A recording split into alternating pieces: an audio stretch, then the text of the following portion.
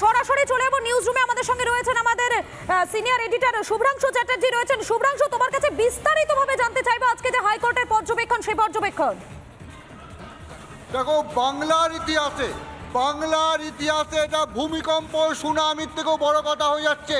চাকরি নিয়োগ দুর্নীতি মামলায় এত বড় এই প্রক্রিয়াটা ডিস্ট্রিক্ট ইন্সপেক্টরকে ফেরত দিতে হবে এবং ডিস্ট্রিক্ট ইন্সপেক্টর এনশিওর করবে আর ডিস্ট্রিক্ট ম্যাজিস্ট্রেট যাতে তারা টাকাটা ফেরত দেয়।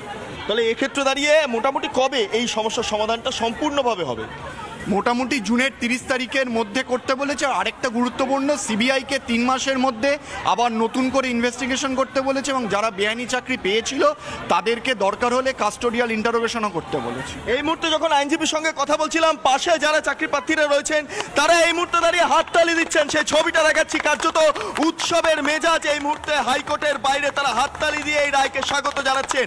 একবার তাদের সঙ্গে কথা বলে নেব, তাদের কি অভিজ্ঞতা, তারা আইনজীবীর কথা শুনলেন সরাসরি এবং এই মুহূর্তে দাঁড়িয়ে তাদের কি প্রতিক্রিয়া, কি মনে হচ্ছে? দেখুন, আমরা খুশি হয়েছি এই রায়টায়। সত্যি এটা দরকার ছিল আমাদের।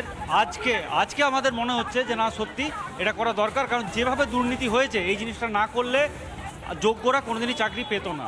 তার জন্য আমরা ধন্যবাদ জানাই আমাদের হাইকোর্টকে, মাননীয় হাইকোর্টকে আমরা ধন্যবাদ জানাই। এত মানুষ বাইরে দাঁড়িয়ে আছেন, আপনারা প্রতীক্ষা করছিলেন। 25,000-এর ওপর চাকরি চলে গেছে। যারা ব্ল্যাঙ্ক ওয়েমার শিট দিয়েছিলেন তাদের চাকরি তো বাতিল, সঙ্গে টাকা ফেরত দিতে হবে। এই যে পরিস্থিতিটা তৈরি হয়েছে, এতদিনের আন্দোলন শেষ পর্যন্ত কি সফল হয়েছে মনে হচ্ছে?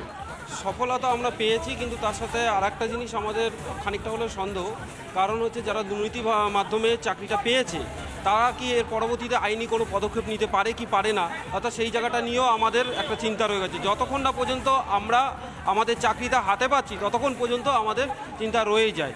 খুশি অবশ্য, খুশির সাথে সাথে এই আশঙ্কাও আমাদের রয়ে যায়। যে আইনজীবী যে কথা বলেন আপনাদের সঙ্গে, এই মুহূর্তে দাঁড়িয়ে আপনাদের সামনে কথা বলেন, যদি কিছু হয়ে যায়, আজকে আমাদের পরিবারগুলো যদি মা বাবা আজকে তাকিয়ে আছে, তাদের যদি বাড়িতে কিছু হয়ে যায়, তার দায় কে নেবে? সরকার নেবে না মহামান্য বিচার ব্যবস্থা নেবে তার দায়? আমার প্রশ্ন বিচার ব্যবস্থার কাছে, সরকারের কাছে। আমরা তো এই রাজ্যেরই ছেলে মেয়ে, আমরা তো ভোট দিয়ে জিতিয়েছি ওনাকে। ওনার কি কোনো মানবিকতা নেই? কোনো দায় নেই ওনার?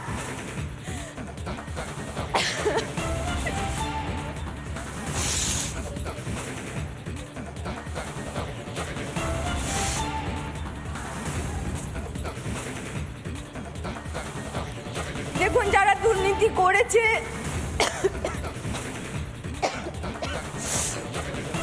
যারা দুর্নীতি করে চাকরি পেয়েছে তাদেরকে সিবিআই, ইডি, বিচার ব্যবস্থা কি করবে সেটা তো ওনাদের ব্যাপার।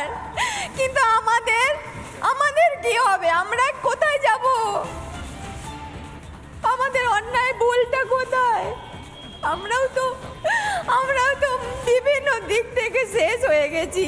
ক্যান্সার পেশেন্ট ওই সোমা দাসের মতো ওই মানবিক জায়গাটা আমরা পেতে চাই।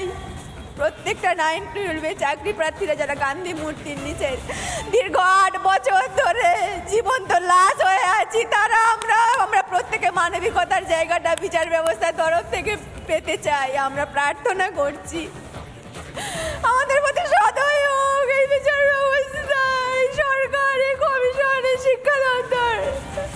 আমাদের কি ভুল? পরীক্ষা দেওয়ার জন্য প্রস্তুত আপনারা? আমরা কি করে প্রস্তুত থাকবো? এভাবে দিনের পর দিন লড়তে তো আমাদের মেন্টাল ফিজিক্যালি সব শেষ। এরপরে আমাদের আর মরা ছাড়া পথ থাকবে না। সে নতুন থেকে শুরু করতে হচ্ছে। আপনারা বলছিলেন যে আপনারা খুশি আদালতের রায় হবেন, সেই জায়গায় কি বলবেন? কি বলবো বলুন তো, কি বলবো আর?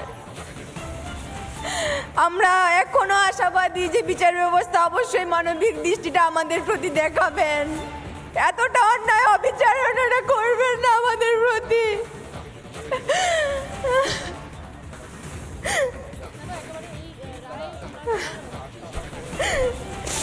হবে এই বিষয়টি শোনার পর তারা কিন্তু একেবারে ভেঙে পড়েছেন। আমরা এই মুহূর্তে রাসমণি পাত্রর সঙ্গে কথা বলছিলাম, যিনি কিনা নিজের একেবারে চুল দান করেছিলেন এবং সেই জায়গা থেকে বারবার প্রশ্ন উঠেছিল এই চাকরি প্রার্থীরা ঠিক কী করেছে, এবং এই যে এসএসসির যে পুরো প্যানেল বাতিলের সিদ্ধান্ত, অর্থাৎ আদালতের সিদ্ধান্ত যে পুরো প্যানেল বাতিল করতে হবে এসএসসির, এই জায়গা থেকেই তারা এই মুহূর্তে এই রায় শুনে একেবারে কান্নায় ফেটে পড়েছেন।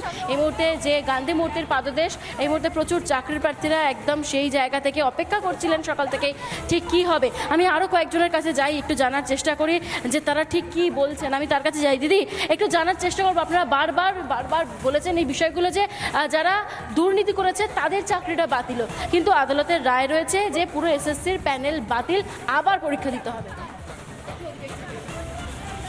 হ্যাঁ, সত্যি এটা মানে খুবই একটা অপ্রত্যাশিত ব্যাপার, কারণ এতদিন ধরে দীর্ঘ লড়াই করার পরে আজ যে মামলার রায়টা, এটা হবে সত্যি মানে এটা আমাদের কাছে আনএক্সপেক্টেড। আমরা যে বাড়ি গিয়ে কী বলবো, আমাদের মা বাবারা সব টিভির সামনে দাঁড়িয়ে আমাদের এইভাবে, আজ আমাদের মানে সেই ফাঁকা হাত ছিল, এখন সেই হাত ফাঁকাই রয়েছে।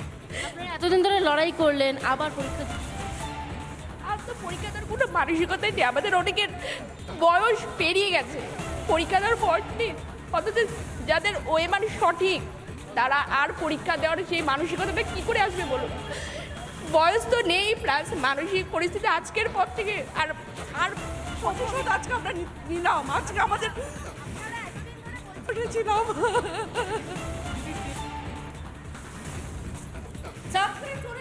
প্রথম বাতিল 2016 পুরো প্যানেল, 2016 এসএসসির নিয়োগ বাতিল করলো হাইকোর্ট, পুরো প্যানেল বাতিলের নির্দেশ আদালতের। সাদা খাতা যারাই জমা দিয়েছে তাদের বেতনও ফেরত দিতে হবে। সিবিআই তদন্ত করবে, প্রয়োজনে হেফাজতে নিয়ে জেরা করবে। আরও একবার জানিয়ে রাখতে চাইবো, সুপার নিউমেরিক পোস্ট করে চাকরি যারা পেয়েছে তাদের হেফাজত